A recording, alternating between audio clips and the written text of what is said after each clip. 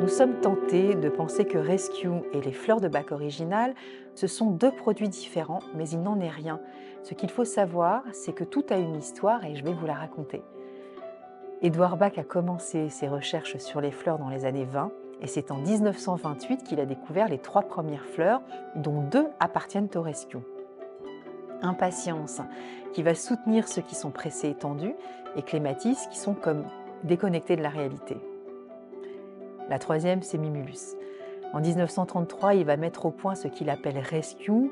Pour rappel, ce mot en anglais veut dire sauvetage, avec l'ajout de la fleur rock-rose pour ceux qui ressentent une crainte intense qui les bloque sur place.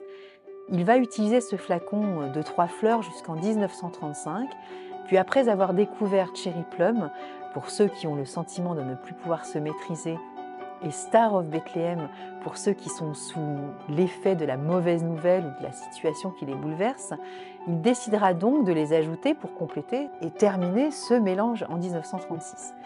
C'est donc le seul composé de fleurs de Bach qu'Édouard Bach ait créé. Rescue nous accompagne depuis presque 90 ans. Il est précieux parce qu'il va nous soutenir dans les moments particuliers que nous traversons. Vous savez, lorsque nous avons le sentiment que ce que nous éprouvons émotionnellement n'est plus acceptable, puisque cela nous empêche d'être tout à fait nous-mêmes.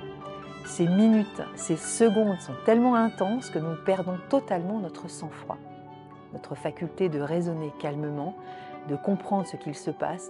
Nous sommes envahis de cette tornade émotionnelle qui nous submerge et hop, en un claquement de doigts, nous sommes incapables d'y faire face.